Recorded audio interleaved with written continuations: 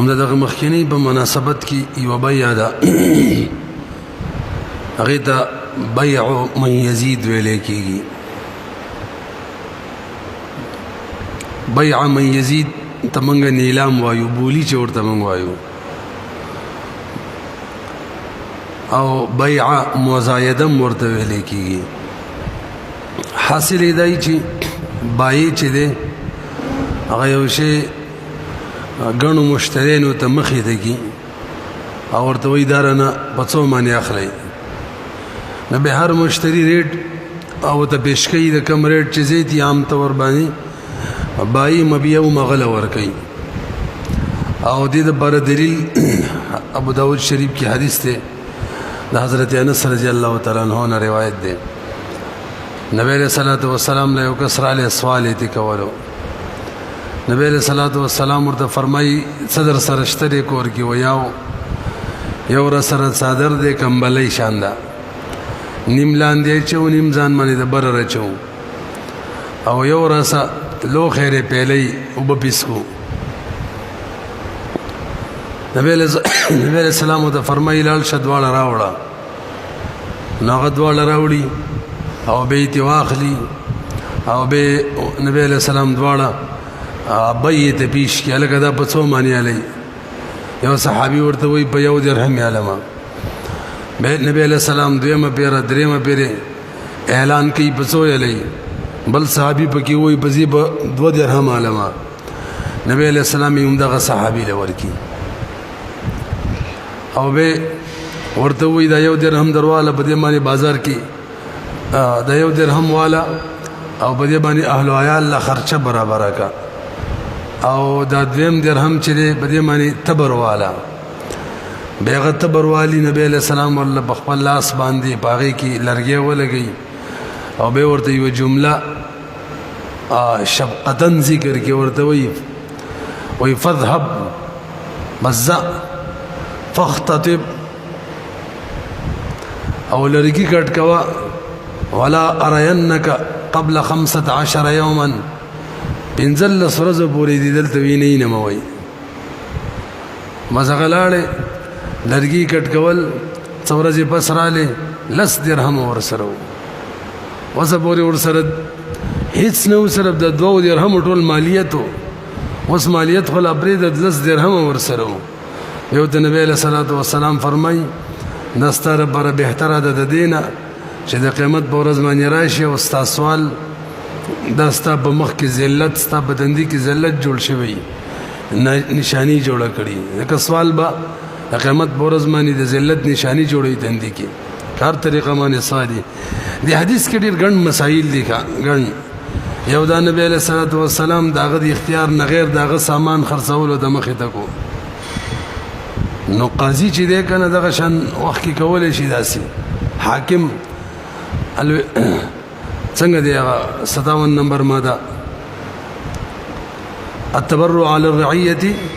منوط بالمصلحه دې کې مصلحت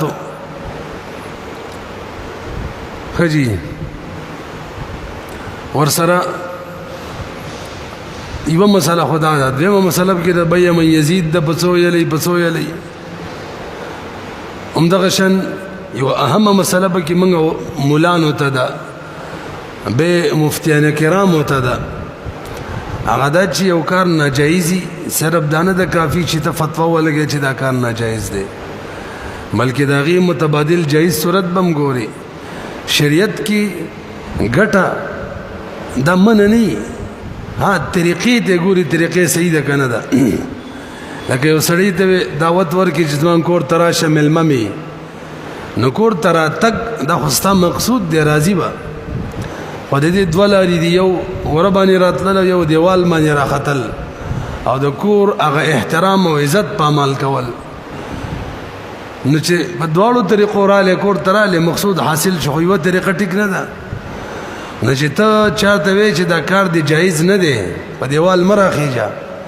نبی به ته متبادلم ذکر کې چې په دغه دروازه باندې راځه. نبی علیہ الصلوۃ والسلام د سوال نه من کړو دا نه دی ټیک،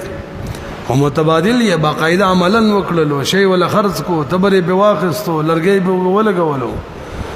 نو حضرت کتاب ان شاء الله موږ درس کوو باغی کې وای چې صرف دانه د کافی یو مفتی د بارا چې ناجایز فتوا ولګي بای جایز متبادل صورت څه ده دا به بیانې برحال دی حدیث کې د بای یزید بیان ده اوس مسله دا د څوک چې دا کم بای چې خپل سامان خرڅولو ته پیش کوي بولی پی کوي نو دا بولی ایجاب ده کنه نو جواب دار بولی ایجاب نه ده ځکه که بولی ایجاب وې نبی چې اول کسویل نبی علیہ السلام ته جزیه به یو درهم علم قبول شو بکار د بیا تام وې مزید څنګه ګرځي مخکې رواني همدا نبی دا کم مشتری چې وایي په دې روپو باندې علم اصل کې همدا ایجاب ده او د بای د مبیا بولې ته پیش کول د اصل کې دعوت دی دعوت د ایجاب نه دی دعوت دی به چې کوم مشتری وایي زیاله ما دا ایجاب دی نو کبای او توي پتا مې در خرڅ کړه دا به قبول شي په دې مسلمانې پوه شو یو مې رسول روانه ده حدیث کې تمن راغلی چې څوک د خپل ورور په بیا معنی به وکی نو دلته اعتراض جوړیږي دلته خو یو ول زی په یو درهم له مابل څنګه وایي زی بدواله ما ان شاء الله تبه به جواب وکړو هغه د بای یزید سره تعلق نشته لري هغه صورت ال ده چې بای مشتری ته مشتری بای تمایل شي ابه درمګړې را پاسي کې زید نگران علما دلته خو بای مقصود دا دی چې څوک زیات ریټ پیش کې مایل شوی خو نه دی دا غي کې نه ده بهرحال یو مسله دا معلومه شوله چې بای یزید جایز ده دویمه دا معلومه شوله چې بای مبیا خرڅولو ته بشکی دا تش دعوت د ایجاب نه ده به د مشتری دا خبره چې زیاله ما دا قبول له ایوا دا مسائل وشو وس سوال دا دی چې کم زید ریټ پیش کی بای به خامخا باغ خرڅی کنه نو دا غي جواب دار چې نه د قوانینو موافق د فقهي قواعد موافق بای مې نه د لازمه چې خامخا باغ چا دی خرڅ کی چا چې زید ریټ پیش کړي ځکه هغه ایجاب کوي بای قبول کوي چا سره کوي ټیک ده ها کم ځای کې حکومتي تور باندې دا څه قانونو چې چا زید ریټ پیش کو باغ به خرڅ نه به بل مسله ده ورسره نجش چې ده کنه ان شاء الله رسو موږ راشي نجش ویلې کیږي څوک په بیا باندې راته زول دکاندار ځان سره کس کې نه ولي نو گا کراشي دا په څو خرڅه دکاندار وته وي 50,000 مانی خرڅوم مثلا دلته پرچ دی مثلا نو دا گا ورته وي چې نه مال په 30,000 راکا نغزان سره کس کې نه ولي غور ته وي مال په 40 راکا الینا اصل کې دا گا کراته زی دا سکی کنه خلک دته نجش ویلې کیږي دینه من راغلی دا نو نجش په دې بولای کې هم من ده زمونږ د خلک چې کانټینر وبولي کوي ښه کانټینر راوړي به خلک مانی دا سامان ته بسوالتي بسوال خلکو ته ډیر ناشتي په دې کې دوه قسمه دوکي کیږي یو دوکه د گاکانو د طرف کیږي او بل دوکه د مشترینو د طرف کیږي او دوکه گاک د طرف او بل د بای د طرف کیږي نو مشترینو د طرف دوکه دا کیږي دا څلور کسان دی راغون شي وې د سی وکوچی دا شی کمنګا بولی کو کنه نو 10,000 ترسي د سی وکو تب لزر ذکر کی تب سور لزر ذکر کی تب شپال ذکر کی الکه تب شل زر ذکر کی دینه مخ کې نزو به چې تا بشل زر واخص زکه مخ کې به مونږ زونه طالب در کی به به شی مشترکی بدلته اتفاق وکړلو مشترین بایتا دا جایز نه ده خدل ته بای له دوکه ورګي اصل کې د بای د عدم جواز غټ صورت چې غټ وجه هغه دوکه ده دلته بای له دوکه ورګي بولی کون کې د داسې خای چې بس مون خزان لزان لګي هلن کې اتفاق کړي دي دا خنه کوي اگر چې بای به مبیا ور خرڅ کړله پیسې تی واخستلې بای وشولم پیسې حلال دي خدا فعل ټیک نه دی چې بای له دوکا ور کړل سوچ دا ورکو چې موږ ځان نه ځان نه لګي حالانکه هغه اتفاق کړی دی دا څنګه ده سي حضرت فقه البيوع کې لیکلي کوم بدی باندې استفتام لیکلي ده دا ماده ور سره لګول شي لا ضرر ولا ضرار اتلسمه ماده وکړه به یو دوکه چې د نن سبا جاپان کې کیږي دا د بای د طرفه هغه دا سکی چې دیو الته په کمپیوټر باندې ریټ ورزيږي کا ریټ مخې ته کیږي نو دا غاک مثلا غاړې دې 10 لک روپۍ وای دای 12 وای دای 15 وای دای شل وای دی بای یو کس ځان لپټ کړي خپل کسي هغه کمپیوټر کې ولي کې خپل کسي یا دې خپل ولي کې زی په بنزي شلمه دا سر کې دا غاکان راته زی ځانتا نو بس هغه کې یو کا کرپاسي کې دای په بنزي 25 سلی زی په 26 مانی علامه نو په دې طریقه باندې شیخ خرڅي ندام جایز نه دا او دا اصل کې نجش ته نجش نه رسېږي نو کبای د خپل کمپیوټر کې کوي او کنه څوک خپل تیار کړي دی ولاړ دی بده بولی کوون کې بولی کوي زیتا بار صورت دا نجش ته حدیث کې دې نه من راغلی دا البته نجش کې به ان شاء الله موږ به وایو چې کله مشتری ریټ کم ورځي کم او د مبي ریټ زیات وي نو تر مبي کم خپل ریټ دغه پورې ک نجش کې جایز ده اگر خپل ریټ کې زیاتې کې به نه جایز ده ندل تم کا یو کس بولای کې ودرولې د دې مبي کم خپل ریټ دغه پورې نجش وي خلق راته زي سیده خدای نه زیات به نه جایز په مسلو پوه شولې د دې سره یو موافقه بل بيع ده مناسبه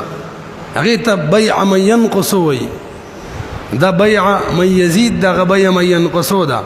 دا بيع مزايده دا هغه ته بيع مناقصه وي هغه دا د بای د طرف او هغه مشتری د طرف وي عام طور سره کور جوړي نو د کور کم تفصیل دیغه په یو کاغذ باندې ولیکي چې په دې طریقه باندې کور جوړول دي دغه شان سیخ پکې لګول دي دومره کمرې جوړول دي بلانکې ټول قصه ذکر کی به یو څو ته خلکو ته کورونه چې جوړي اسرائیل ټیکدار یو ټیکدار ته مخې ته کېره به من د لفظ یریږي یو ټیکدار ته مخې کی وسغه وي دا ټیکا مال په یو کروڑ راکه 1 کروڑ بل جوړ کم ابل وای مذهب له 95 لاکھ جوړ کړ بدی صفات بل جوړو ما ابل وای زیل 92 جوړو من بدی صفات معنی نه یو بل د زړه ریټ را ورځي نو دا اصل کې د چا د طرفه قصې د مشترینو د طرفه ټیکدار د طرفه او دا ما تاسویل مین قصو ده مناقصه ده دام جایز ده دلته دا مشتری چې کور مخې ته کوي څوک را جوړي دا تش دعوت دی اعلان او به چې کوم ټیکدار وایي په 1 کروڑ جوړو مدد د طرف ایجاب دی بل وي په 95 داغه د طرف ایجاب دی نه به کدي مشتری چاته قبول وکړو بس هم قصر بالو بیا چې د تام شي به بیا کوم بیا مې دو صورت جوړيږي ان شاء الله موږ لپاره شي د بیا سلام په اخر کې دا بیا استثنائی کچري تعامل به جوړو بیا استثناء کې د جواز علت چې د تعامل لکه تعامل جوړو نن سبا جوړ دي بس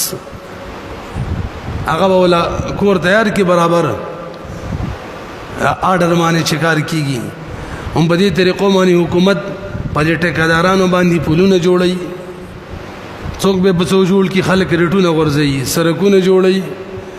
دا غټ بلډینګونه خلک جوړي ټول غټ پروجیکټ چې ټول په دې طریقو باندې کیږي نو بالکل دا د بې مزید په شان ده صرف دومره ده چې دلته زیات به سي چې بای د طرف بوا او زیاتو پیسو کوشش وو دلته د مشتری د طرف او د کم کوشش دی البته دې کې بل صورت دی چې مشتری په دې کس باندې صرف کار کوي نه خو به اجاره ده ارڅ بزمای مشتری وي څوک به را جوړي تب څور بیلی ک جوړي را تب څولي ناغه صرف اجاره یې د خپل عمل اجرت ښه نه به بیان ده هغه اجاره ده په اجاره کې بيع المناقصه نه اجاره المناقصه بشي پتن لګي پوه شوې کنه پدې پوه شو یو بل شی دی هغه ته بیع الاستجرار ویل کیږي هم د دې سره مناسب بیع الاستجرار علامه شامی په باقاعده مطلب قائم کړي حضرت فقه البیوع کی پورا قصه به ذکر کړي دا او زمونږ ټول فقهاو کتابونو د بیع الاستجرار بیان کړي انتهایی وقوع چې د عمومي د خنن سبا بیع الاستجرار خپل معنی د استجر الماء مال راکنچ کول او اصطلاحي تعریف د بیع الاستجرار دا دی ازیدی تعریف کې هغه مفهوم پورا بیانوم چې مشتری د باینا ټیم په ټیم باندې سامان کور ته راوړي گاګ د دکاندار نه ټیم په ټیم باندې سامان کور ته راوړي او د سامان راوړلو په وخت کې باو تاو نه کوي چې دا پڅو دی هغه پسل په 90 راکا او نه په 95 به درکم دانه کوي او ور سره قیمت هم نه معلومي به شکل مېش پرشي به څومره سامانونه وړي هغه بای لیکلي دکاندار لیکلي به دې دغه روپې دي په نه شلې دي نن سبا مده کړه اخبارونه راځي مېش په اخره کې ته روپې دي خلکو له رسالې راځي کال په اخره کې ته روپې نقشن د دې اوټلو سره خلکو د بیع الاستجرار قائم کړي بس کړه تی راوړي روټو والا سه برابر کړي روټي تی راوړي زنګ په علاقو کې د سنگ مرمرو کاروبار کیږي هم د قشانی تیوړي هغه لیکي اخر کې به روپۍ تیلی نبه د بیع الاستجرار دو صورت دي یو بمبلغ مقدم دی یو بمبلغ متأخر دی یو صورت دا دی چې پیسې په اخر کې ورګي مېش په اخر کې دو میاشتو په اخر کې شپږ میاشتو په اخر کې کال په اخر کې او دویم شروع کې پیسې ورکي بس به ته لګ سامان راوړي هر چې اول صورت دی چې پیسې په اخر کې ورګي د دې درې صورت دي او چې پیسې په شروع کې ورګي د دې درې صورت دي هلکه خو کې دی ګوره ځان ستړي کوو د سینې چې ته ځان ستړي کوو نو که اخر کې پیسې ورګي درې صورت دي او اوري اصل کې د دې بیع تعلق د بیع تعاطی سره دی ښا پکار دا پرون من درس لګځه کې بس کړو دال تویل پکارو توجه جی په پیسې چې باخر کې ور کوي باغی کې اول صورت مشتری لال شي بای سره دکاندار سره باقاعده د مبيع ریټ معلوم کی به ته مبيع راوړي بس راشي سباله به ریټ معلومي بل سباله به الفاظ دیگر هر بیره د مبيع ریټ معلومي پیسې نور کوي د سی بایلی کی ځان سره مې مش په اخر کې څومره روپۍ جوړ شي وي ته ودی کی نو دا څوک چې د بیع تعتیق قائل دي کنه لکه ائمه ثلاثه او اکثر شوافی هم دارای دا کله اکثر نوی محققین دا هذه تجایز وي دیم صورت بمبلغ متأخرین د بارا باقاعده مشتری د بای سره د مبيع ریټ نه معلومي البته دواړو اتفاق دا کړی چې دا بازاري مارکیټ کم قیمت د مبيع هم پاغه معنی بابایي دې بیان وکي بس عرب ریټ نه معلومي تراوړي اول نویلی د مارکیټ کم قیمتو بس مقب سمن جوړیږي وي صحیح ده بس تراوړي مې باخره کې حساب وکي دام جایز ده دام د بیع به تعاطی څوک چې ته جایز وي دام جایز ده بلکې اول صورت کې کچري باقاعده تلفظ کیږي به خو بیع تعاطی نه موزي بهرحال څو صورت شو دوا دې صورت کې اگر چې په هر وخت کې د مبيع ریټ معلومیږي سمن مجهول معلومیږي خودم رده چې دلته تعین د سمن دلالتن شوی کنه د بازاري ریټ باندې کیږي خبره ختمه دریم صورت چې نه د عین عقد په وخت کې د مبيع ریټ معلومي او نه اول نه دا عقد کړي چې بازاري ریټ باندې بزتانه مبيع وړما یا بازاري ریټ چې کنه هغه یو وینا هغه غنه شاده سي چیر سره خپل اختیار سره چې بچاونه په څو خرڅ کو خرڅي اکثر داسي کنه نه د دریم صورت کې به لګلانجه ده د قیاس موافق د دریم صورت دی جایز نشي وجه دا چې سمن پکې مجهول دي سمن 100 روپۍ جوړیږي مجهول دي نه رسي پی خو استحسانا دام صحیح ده ضرورت د خلکو جوړ دي تعامل نو استحسان بالاجماع چې ورته مونږ وایو استحسان بالعرف استحسان بالتعامل چې ورته مونږ وایو دغه په وجه دام جایز ده او کو فقهي اصول څه ته وایي فقهي قواعد ته رواړو نو به بداسي وایو چې یو طرف ته قیاس ته بل طرف ته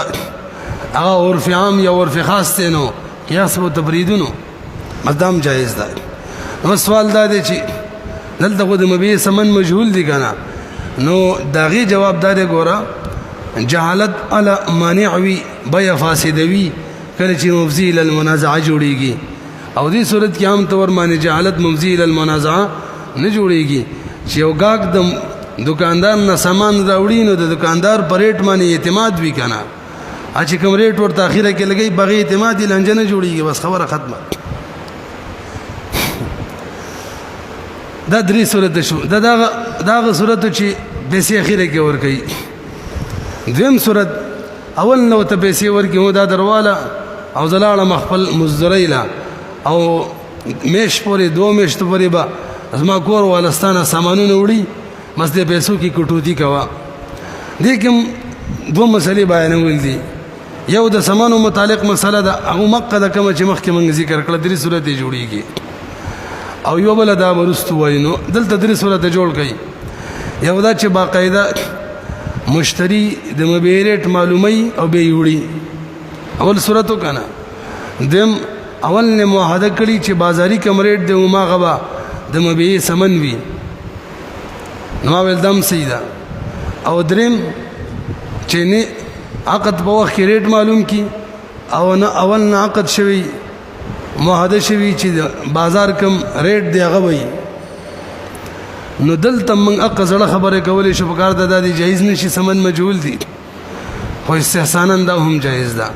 به الفاظ دیگر د بیع الاستجرار دواړه صورتونه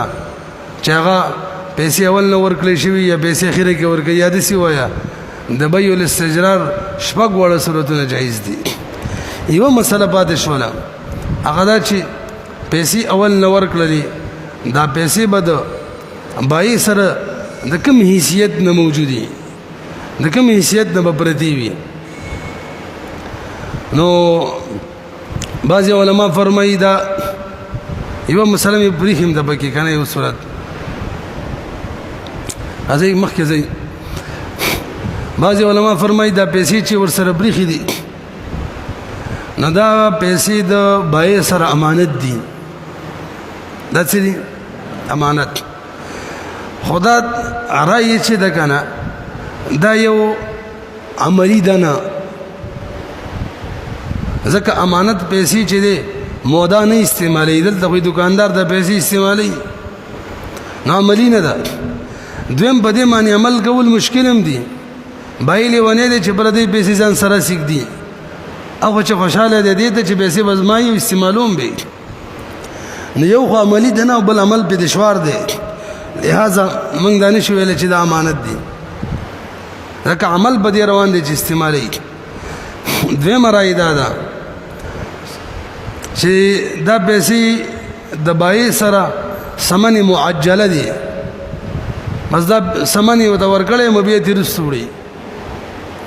دا صورت هم نه دي سي لکه قانون دا دی چې د بای سلام نه علاوه په مبيع کې دانشته چې مبيع دي سره لیټ وړي مبيع اوچته قبضه کې به بیا سلام کې پیسې حواله کوم بیا به مش پس 2 میاشتې پس ملاويږي نو سمني معجله من شویلې نو درې مرای اداره دا قرض دي دا پیسې بای ته ملاو شولې قرض او به د مشتری گاګ سامان راوړي او هغه په دې قرض کې به مقاسه کوي کټوتی کوي یو سامان مثلا 1 لک روپۍ ورسري خي 0 روپو سامان ته راوړو 0 روپۍ په گاګ پورې شولې 0 روپۍ د گاګ 1 لک روپۍ د گاګ په دکاندار پوری دي نو 0 کې مقاسه وکي 99000 پاتې شي به 0 کې مقاسه کې 98 پاتې شي وای دا قرض دی نو د قرض دا راي چې د بدیم یو اعتراض جوړیږي چې به دلته خو په یو صفقه کې 2 صفقې دي یو وخت کې دوه عقد دي یو قرض عقد دی ور سره پکې شرط د بیم لګي سامان هم درنه پکې وړم او حدیث کې دې نه من راغلی د چې په یو وخت کې دوه عقد دی صفقه فی صفقتين د اصطلاح روانه ده نن پوهه کوي ویګو کنه حضرت لګي چې هم دا قرض ارای چې دا صحیح ده خو دې ته رقم الحساب ویلې کېږي رقم الحساب بس دای پیسې ورکړې دي په حقیقت کې قرض دي خدا رقم الحساب دی حساب سره تی کټوتی کوي پاتې شول دای اعتراض چې یو صفقه کې دوه صفقې دي یو صفقه کې ولا صفقه شرط کیږي نو ذهن کې دا کې نه وي چې قرض په شرط فاسد باندې یعنی قرض کې دا شرط لګول چې بیا بم کې دا شرط فاسد دی صفقه فی صفقه شرط فاسد وي قرض دا تبرعات نه دي تبرعات چې دا په شرط فاسد باندې نه فاسديږي قرض کې څه نقصان نه راځي دا خبره ما اسه قواعد نو کړه غونه دي کلی البته بیا فاسديږي خو بیا ورستو کیږي نو بل یو مسله ان شاء الله موږ تر روانه ده بیا فاسده کې کله چې شرط داسي چې عرف کې عام شي تعاملي جوړ شي نو قیاس خو شرط فاسد دی بیا دی فاسد شي خو تعامل او عرف وي چې نه بس ټیک ده نو ما ویلو چې کله یو طرف ته قیاسي بل طرف ته عرف تعامل اجماع د خلقي دا استحسان بالاجماع د چاله ترجیح وي استحسان بالاجماع له تعامل له عرف لا نو بس عرف کې شکل شرط داسي وګرځي کنه چې تعامل به جوړ شي هغه به نه فاسدي اګه من نن سبا پکې راوړو کنه ګارانټي پکې دغه مشتری د ګټه ده دغه شان پرج راوړو یو شی بل شی راوړو ګارانټي پکې باقاعده پتن لګي به شي کنه بهرحال دم صحیح شو لکه جایز شو یو مسله پاتې و چې کله پیسې روست ورکې اخیره کې نو هغه درې صورت وکنه اول صورت کې باقاعده ایجاب قبول وکي یا بیا به تعاتی کوي خو سمند مبي معلوم کی دویم کې په بازاري ریټ مانی او دریم کې عمداسي نو په دې دریم صورت کې ما یو خبر پرې داغه دا چې کله د میش په اخیره کې روپۍ ورکي نو دا بیا به څټي مناقض کیږي دریم صورت کې نو د باز اورای دا چې دا بیا دا چې کله د مبيع رخصتله د دریم صورت کې دغه وخت کې بیا مناقضه شوله پیسې سره بخیره کې ور کوي دا خبره غلطه ده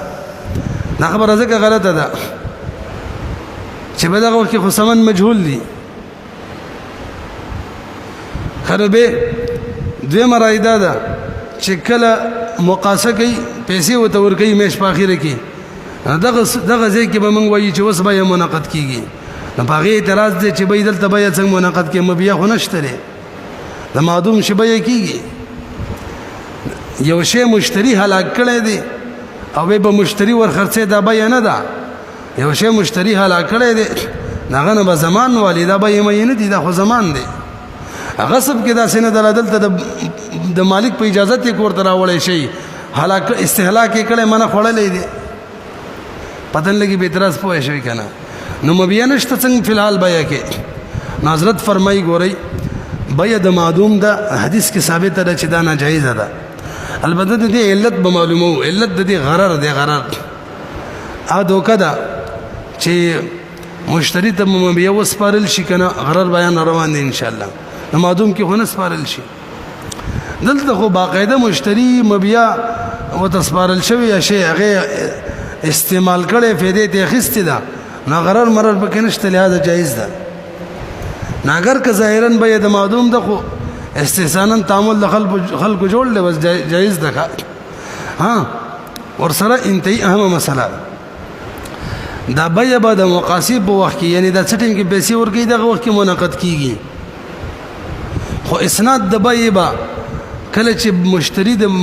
دکاندار نه سامان لري یو وخت کیږي یعنی وس بیا منعقد شول خو موږ به داسې فرض کو چې داغه وخت نه وای شوی دا دته استناد ویل کیږي موږ دې معنی یو لسیول سبو کې استبطالی کړي دا استناد لکه ما دا جانزیب کتاب دی مدي ساق باندې مې خرڅ کړي په 1 تاریخ باندې په 10 تاریخ باندې جانزیب د غبي اجازه ورکړلو نو اجازه د بې د 10 تاریخ نشو خو ما فرض بداسي چې لکه 1 تاریخ نه وای شوی دا نه دې نتیجه بداوي چې د مشتری دا کومه مبيع راوړې د خوللې د دای خپل مبيع راوړې خوللې دا ځکه مونږه فرض سکرل چې دا غوښ نه به منعقد شي پتن لګي بوې شوي کنه د دې په مناسبت کې د دوړو په مناسبت کې یو بل اصطلاح مر اتفاق التورید ورته ویل کیږي اتفاقات التورید هغه دا چې بدی وټلو کې دا سکیږي چې وټل والته مثلا دال پکاري وټل والته پای پکاري لکه دا چې واله چی دا د یو پای والا خبرو کی مال به روزانه پای دومره پای راوړه تعالی به مش په اخره کې پیسې در کوم یېږي په کنه مال دال راوړه مال غوړی راوړه مال غوخه راوړه دا کوي کنه کوي نو دا هم د دینه ده ښا تاسو لږ متوجي شئ نو یو خو بده کې د بیع او ينقص والا کار کیږي الک ازما روزانه من پای پکار دی په تبه را لبه راوړي تبه به راوړي تبه کم چې کم ریټ ورځي هغه ته وي ټیک ده بیع او ينقص ده اور سره دا بیع الاستجرار د پیسې خیره کې ور کوي بس جایز ده ورسېدلې به